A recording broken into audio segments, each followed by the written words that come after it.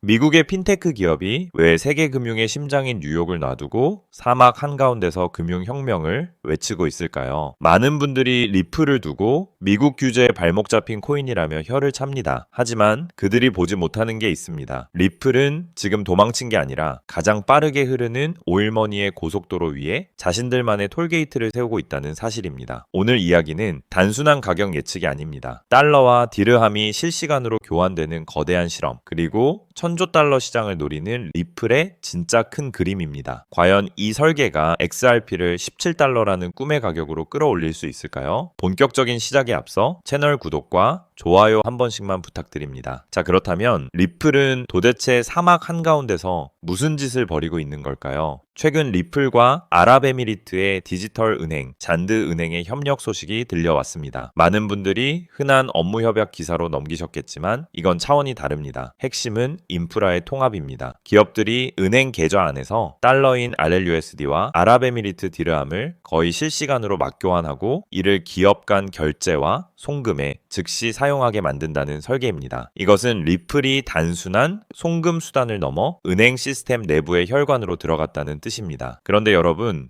은행이 아무 코인이나 받아줄까요? 여기서 리플이 준비한 결정적 한 방이 등장합니다. 바로 아부다비 글로벌 마켓 금융감독원으로부터 승인된 법정화폐 참조 토큰, 즉 그린리스트 지위를 획득한 것입니다. 이 그린리스트라는 단어에 주목해야 합니다. 코인 시장에는 수만 개의 코인이 굴러다니지만 은행의 장부에 올라갈 수 있는 코인은 극히 드뭅니다. 깐깐하기로 소문난 중동 금융당국이 리플의 스테이블 코인을 도박판 칩이 아닌 은행이 써도 되는 안전자산으로 공인했다는 뜻입니다. 이제 아부다비 라이선스를 가진 은행들은 RLUSD를 공식적인 결제 수단이자 담보 관리용 자산으로 사용할 수 있습니다. 거래소용 알트코인에서 규제형 달러 토큰으로 신분이 상승한 것입니다. 그렇다면 리플은 왜 하필 미국도 유럽도 아닌 중동을 택했을까요? 미국과 유럽이 규제의 칼날을 세우고 있을 때 중동은 디지털 자산의 테스트베드를 자처하고 나섰습니다. 리플에게 중동은 단순한 시장이 아닙니다. 전 세계 금융기관들에게 바라 규제 안에서 우리 기술이 이렇게 완벽하게 작동한다를 증명할 수 있는 쇼케이스 무대입니다. 이곳에서 성공하면 그 모델은 고스란히 글로벌 표준이 될 수 있습니다. 여기서 우리는 조금 더 깊이 들어가 볼 필요가 있습니다. 왜 잔드 은행과 같은 기관들이 기존의 테더나 USDC 같은 덩치 큰 스테이블 코인을 쓰지 않고 굳이 이제 막 태어난 RLUSD를 선택했을까요? 바로 컴플라이언스, 즉 규제 준수 능력 때문입니다. 테더는 여전히 준비금 논란에서 자유롭지 못합니다. 은행 입장에서 출처가 불분명하거나 감사가 불투명한 자산을 쓴다는 건 자살 행위나 다름없습니다. 반면 리플은 처음부터 금융기관을 위해 설계됐습니다. 뉴욕 금융서비스국과 아부다비 금융감독원이라는 세계에서 가장 엄격한 두 시어머니의 감시를 자처하며 1:1 현금 담보를 증명했습니다. 은행가들에게 가장 섹시한 단어는 혁명이 아니라 신뢰입니다. 리플은 그 신뢰라는 상품을 팔고 있는 것입니다.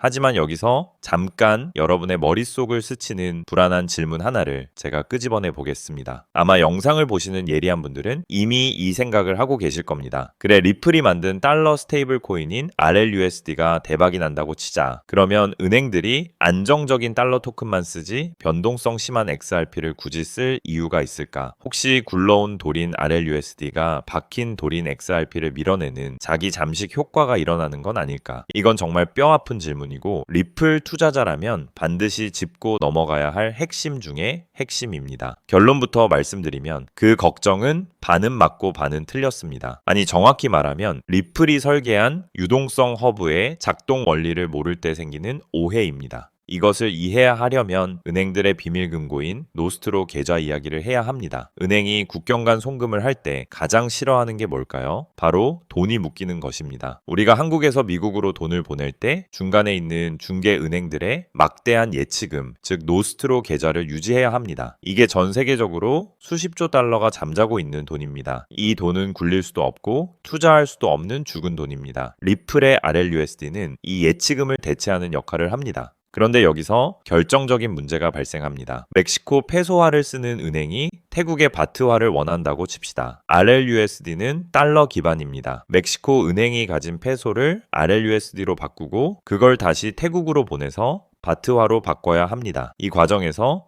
환전이 2번 일어납니다. 이때 XRP가 등장하는 것입니다. XRP는 모든 법정 화폐와 스테이블 코인을 연결하는 브리지 통화, 즉 다리 역할을 합니다. RLUSD 유동성이 풍부해질수록 XRP 레저 위에서 일어나는 거래량은 폭증합니다. XRP 레저에는 오토 브리징이라는 기능이 있습니다. 이건 정말 천재적인 기능입니다. 어떤 통화를 다른 통화로 바꿀 때 XRP를 거쳐가는 것이 수수료가 더 싸고 빠르다면 시스템이 자동으로 XRP를 사용해서 거래를 성사시킵니다. 즉 RLUSD라는 거대한 달러 파이프라인이 깔리면 그 파이프라인을 타고 흐르는 수많은 이종 통화 간의 교환 과정에서 XRP가 윤활유처럼 반드시 쓰이게 된다는 뜻입니다. RLUSD가 성공할수록 XRP의 사용처는 줄어드는 게 아니라 기하급수적으로 늘어나는 구조. 이것이 브래드 갈링하우스와 데이비드 슈워츠가 설계한 큰 그림입니다. 그러니 RLUSD 때문에 XRP가 망한다는 소리는 엔진 오일이 잘 팔리니까 휘발유가 안 팔릴 거라는 말과 똑같은 궤변인 것입니다. 자, 이제 시선을 밖으로 돌려봅시다. 리플이 싸우고 있는 진짜 적은 누구일까요? 옆집에 있는 이더리움이나 솔라나일까요? 아닙니다. 리플의 체급은 이미 그런 알트코인들과 경쟁하는 수준을 넘었었습니다. 리플이 겨누고 있는 상대는 50년 넘게 전 세계 금융을 독점해온 공룡, 바로 스위프트망입니다. 여러분은 해외 송금을 해보셨다면 아실 겁니다. 운이 나쁘면 사흘에서 닷새까지 걸리고 수수료는 또 얼마나 비싼지 5만 원 보내는데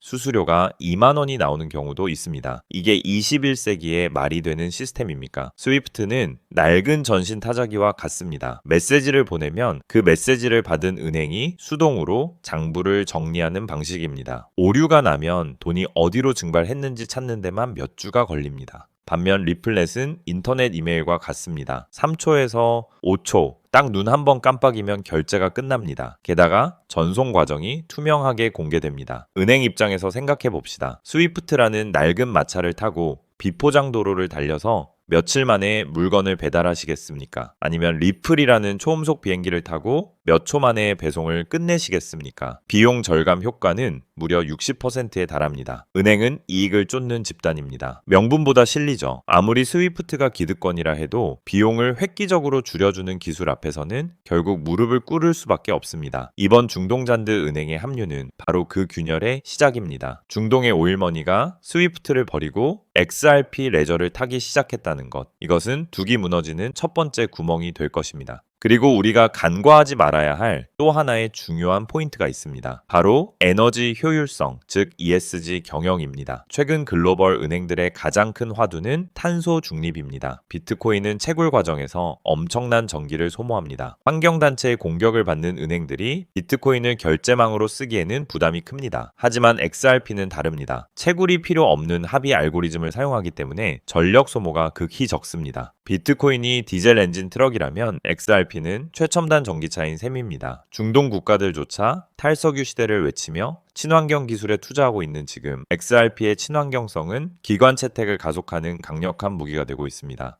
하지만 여러분, 리플 임원진의 야망은 겨우 이 정도에서 멈추지 않습니다. 그들이 바라보는 숫자는 우리의 상상을 초월합니다. 1000조 달러, 우리 돈으로 환산조차 어려운 문자 그대로 경단위가 넘어가는 천문학적인 숫자입니다. 리플의 수석 부사장 마르쿠스 임판거가 최근 인터뷰에서 던진 화두는 바로 이 전통 금융자산 시장이었습니다. 지금 우리가 24시간 차트를 들여다보며 울고 웃는 스테이블 코인 시장 규모가 대략 3천억 달러 수준입니다. 그런데 임판거는 이렇게 단언합니다. 전 세계 금융자산 중 고작 10%만 블록체인 위로 옮겨와도 지금의 판과는 비교할 수 없는 거대한 시장이 열린다고 말이죠.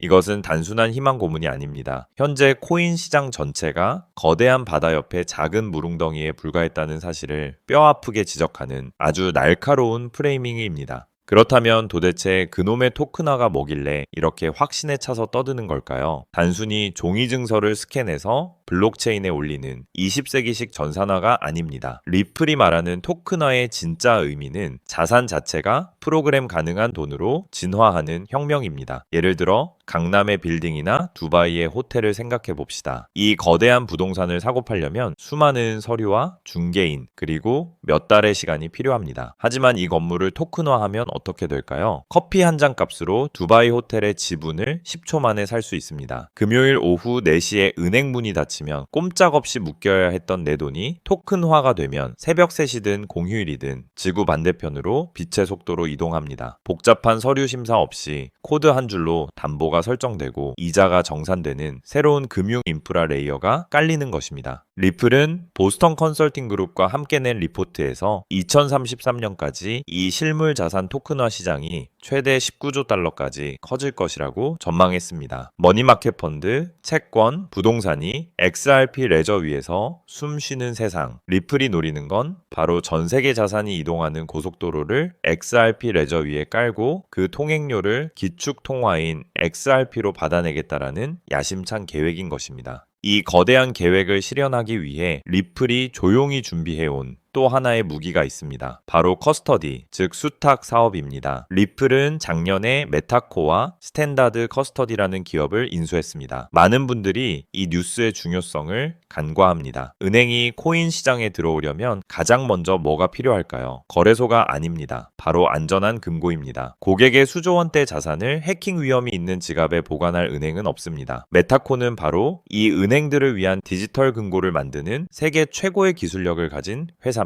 시티은행, BNP 파리바 같은 거대 은행들이 이미 메타코의 고객입니다. 리플이 이들을 인수했다는 건 은행들이 코인 시장에 들어올 때 반드시 거쳐야 하는 입구를 장악했다는 뜻입니다. 돈을 보관하는 금고를 준 자가 결국 금융을 지배하게 됩니다. 리플은 송금망뿐만 아니라 보관망까지 손에 넣으며 금융의 처음과 끝을 모두 연결하고 있는 것입니다. 하지만 거시적인 비전이 아무리 훌륭해도 당장 내 계좌의 파란불을 꺼주지는 못합니다. 꿈은 1000조 달러에 가 있는데 현실의 차트는 왜 아직도 답답한 흐름을 보이고 있는 걸까요? 그런데 말입니다. 놀랍게도 차트 바닥에서 8년 만에 심상치 않은 신호가 포착됐습니다. 차트 좀 보신다는 분들은 이미 심장이 뛰는 소리를 들으셨을 것입니다. 지난 1월 13일 XRP 차트 위에서 단기 이동평균선이 장기선을 강하게 뚫고 올라가는 미니 골든 크로스가 8년 만에 포착됐습니다. 기술적 분석가들이 밤새워 과거 데이터를 뒤져본 결과 지금의 차트 패턴이 전설처럼 회자되는 2018년 대폭등 직전의 모습, 즉 프랙탈과 소름 끼치도록 닮아 있다는 분석을 내놓고 있습니다. 만약 역사가 정말로 반복된다면 지금의 2달러대 가격은 17달러, 우리 돈으로 약 2만 원이 넘는 가격까지 솟구칠 수 있다는 계산이 나옵니다. 8년의 기다림 끝에 찾아온 이 신호, 과연 우리를 경제적 자유로 이끌어줄 동아줄일까요? 하지만 17달러라는 달콤한 숫자에 취해 풀매수 버튼에 손을 올리기엔 우리가 넘어야 할 산이 너무나 높고 험난합니다. 냉정하게 차트를 다시 봅시다. 당장 눈앞에 2.5달러 그리고 5달러 구간에 거대한 매물대가 콘크리트 벽처럼 버티고 있습니다. 이 매물대는 지난 수년간 물려있던 수많은 개미들의 원혼이 서린 자리입니다. 가격이 조금만 올라도 본전 심리에 매도 물량이 쏟아질 것입니다. 거래량이 동반되지 않는 상승은 세력들이 개미들에게 물량을 떠넘기기 위해 만드는 전형적인 가짜 신호, 즉 불트랩일 가능성을 절대 배제해서는 안 됩니다. 우리가 진짜 주목해야 할 것은 화려한 양봉 캔들이 아닙니다. 앞서 말씀드린 중동의 오일머니가 실제로 리플의 혈관을 타고 흐르는지 그 펀더멘털의 변화를 확인해야 합니다. 차트는 결국 돈의 그림자일 뿐입니다. 그림자를 보고 쫓아가면 잡을 수 없지만 실체인 인프라를 선점하고 기다리면은 그림자는 알아서 따라오기 마련입니다. 특히 월봉 차트를 보십시오. 단기적인 일봉의 흔들림에 속지 마십시오. 월봉상으로 리플은 거대한 삼각 수렴의 끝자락에 와 있습니다. 스프링은 눌릴수록 더 강하게 튀어오릅니다. 지금의 지루한 횡보는 폭발적인 상승을 위한 에너지 응축 과정이라고 해석할 수 있습니다. 그렇다면 지금 이 시점에서 리플이 중동의 심장부인 아랍에미리트로 눈을 돌린 진짜 이유는 무엇일까요? 이것은 철저하게 계산된 지정학적 승부수입니다. 중동은 지금 탈석유 시대를 대비해 국가의 운명을 걸고 핀테크와 블록체인에 올인하고 있습니다. 그들은 돈은 있지만 기술이 필요하고 리플은 기술은 있지만 규제 프리존이 필요합니다. 이 두 가지 이해관계가 절묘하게 맞아떨어진 것입니다. 아부다비는 단순히 리플에게 라이선스 종이 한 장을 내준 게 아닙니다. 그들은 리플의 기술을 이용해 자국의 통화를 디지털 기축 통화로 만들고 싶어 합니다. 잔드 은행과의 협력은 그 시작점일 뿐입니다. 앞으로 우리는 아랍에미리트의 주요 은행들이 줄지어 리플넷에 합류하는 광경을 목격하게 될지도 모릅니다. 상상해 보십시오. 중동의 원유 결제 대금이 달러가 아닌 RLUSD를 통해 XRP 레저 위에서 오가는 날을 말입니다. 이것이 실현된다면 XRP의 가치는 단순한 송금 코인을 넘어 에너지 패권과 연결된 전략 자산으로 재평가받게 될 것입니다. 과거에 석유를 결제하려면 반드시 달러가 필요했듯이 미래의 디지털 자산을 거래하려면 반드시 XRP가 필요한 세상, 페트로달러 체제에 균열을 내고 그 틈새를 파고드는 것이 리플의 궁극적인 전략일지도 모릅니다. 또한 리플이 그리는 미래가 단순히 은행 간 송금에만 국한된 것이 아니라는 점도 중요합니다. 그들은 디파이, 즉 탈중앙화 금융시장까지 넘보고 있습니다. 이더리움이 장악하고 있는 이 시장에 리플은 낮은 수수료와 빠른 속도, 그리고 무엇보다 규제 준수라는 강력한 무기를 들고 진입하고 있습니다. 기관 투자자들은 해킹과 보안 사고가 빈번한 기존의 디파이 시장을 두려워합니다. 하지만 리플이 제공하는 디파이 환경은 다릅니다. 신원이 확인된 참여자들만이 거래하고 법적 보호를 받을 수 있는 이른바 허가형 디파이 시장을 열어가고 있는 것입니다. 이것은 보수적인 금융기관들이 안심하고 돈을 맡길 수 있는 유일한 대안이 될 수 있습니다. 만약 리플이 이 기관용 디파이 시장까지 선점한다면 XRP의 수요는 폭발적으로 늘어날 수밖에 없습니다. 이것이 바로 우리가 XRP를 단순한 코인이 아닌 차세대 금융 플랫폼으로 바라봐야 하는 이유입니다. 물론 이 모든 것이 하루아침에 이루어지지는 않습니다. 세력들은 개미들이 지쳐서 떨어져 나가기를 기다립니다. 차트를 흔들고 악재를 뿌리고 가격을 짓누릅니다. 역사를 보십시오. 아마존이 책이나 팔던 시절, 알리바바가 짝퉁이나 팔던 시절 모두가 그들을 비웃었습니다. 하지만 그들이 인프라를 깔고 시장을 장악했을 때 그 주식을 가지고 있던 사람들은 인생을 바꿨습니다. 리플은 지금 금융의 인터넷을 깔고 있는 것입니다. 우리는 정보의 인터넷 시대를 놓쳤을지 모릅니다. 하지만 가치의 인터넷 시대인 지금은 다릅니다. 눈앞에 50원, 100원 등락에 흔들리지 마십시오. 우리가 보고 있는 것은 동네 구멍가게의 매출이 아니라 전 세계 돈의 흐름이 바뀌는 거대한 역사적 현장입니다. 투자라는 건 남들이 보지 못하는 것을 먼저 보고 남들이 견디지 못하는 시간을 견뎌내는 사람에게만 허락된 과실입니다. XRP 홀더 여러분은 지금 단순히 코인 하나를 들고 있는 게 아닙니다. 다가올 디지털 금융 시대의 가장 강력한 무기를 손에 쥐고 있는 것입니다. 마지막으로 한 번 더 강조하겠습니다. 이 영상이 끝나고 나면 당장 차트를 켜서 일봉을 보지 마시고 월봉을 보십시오. 그리고 리플이 그려온 10년의 큰 그림을 다시 한번 복기해 보십시오. 점들이 선으로 연결되는 순간 여러분의 불안은 확신으로 바뀔 것입니다. 오늘 분석이 여러분의 투자에 흔들리지 않는 기준이 되었길 바랍니다. 리플과 아랍에미리트의 만남 그리고 XRP의 미래에 대해 여러분은 어떻게 생각하십니까? 과연 리플은 전 세계 금융의 판을 뒤집을 수 있을까요? 여러분의 날카로운 통찰력을 댓글로 공유해 주십시오. 내용이 유익하셨다면 구독과 좋아요 부탁드립니다. 감사합니다.